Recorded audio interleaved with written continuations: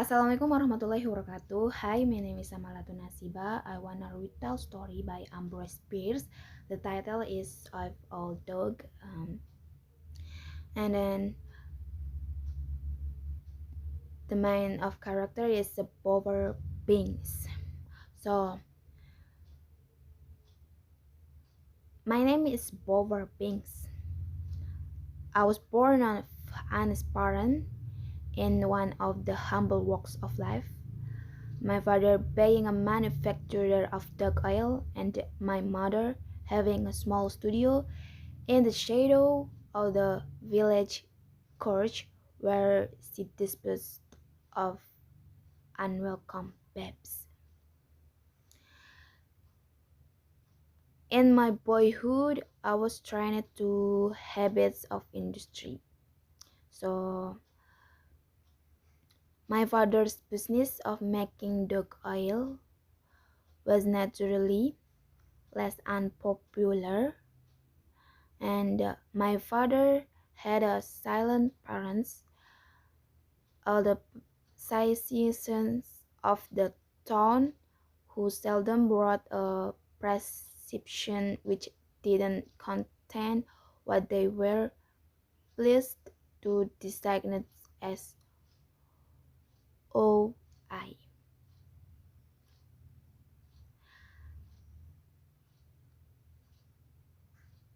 One evening while passing my father's oil factory with the body of a funding from my mother's studio, one evening while passing my father's oil factory with the body of a foundling from my mother's studio, I saw a constable who seemed to be closely watching my movements. It had been my custom to throw the babes into the river which nature had thoughtfully provided for the purpose, but that night I did not dare to leave the oilery for fear of the constable. After all, I said to myself, it cannot greatly matter if I put it into this cauldron.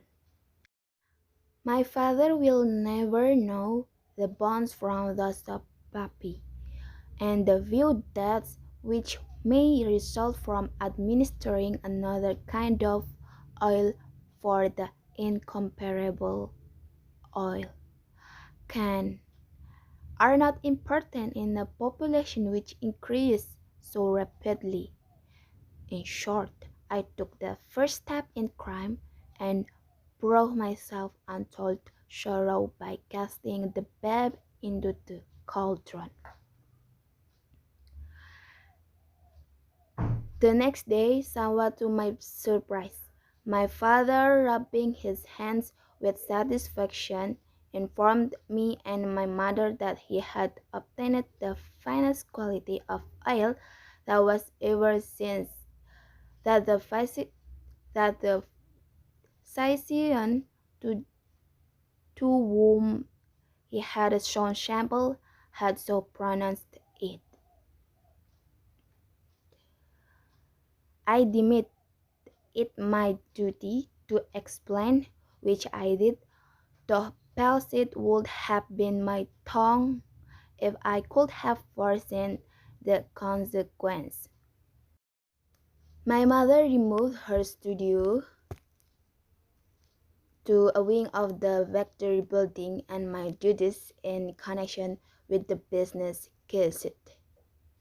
So I was no longer required to dispose of the bodies of the small superfluous, and there was no need of alluring dogs to their door, for my father discarded them altogether, though they still had an honorable place in the name of the oil. At about midnight, some mysterious impulse caused me to rise and peer through a window into the furnace room, where I knew my father now had been expected to be abundant. One of the large cauldrons was slowly walloping with a mysterious appearance of self-restraint, as if it bided its time to put forth its full energy. My father was not in bed. He had arisen in his night clothes and was preparing a noose in a strong cord.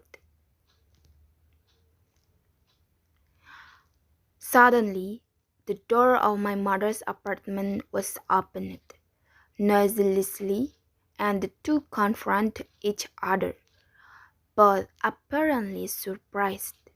The lady also was in her night clothes, and she held in her right hand the tool of her trade, a long, narrow-bladed dagger.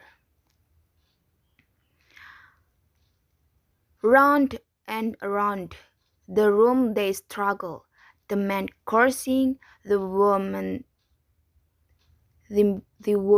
circling, both fighting like demons. She to strike him with the dagger, he to strangle her with his great bare hands. I know not how long I had the unhappiness to observe this disagreeable instance of domestic infidelity, but at least after a more than usually vigorous struggle, the combatants suddenly moved apart. My father breathed, and my mother's weapon showed evidence of contact. In a moment, both had disappeared and were adding their oil to that of the committee of citizens who had called the day before with an invitation to the public meeting. Convinced that these unhappy events closed to me every avenue to an honorable career in that town, I removed to the famous city of Otumui.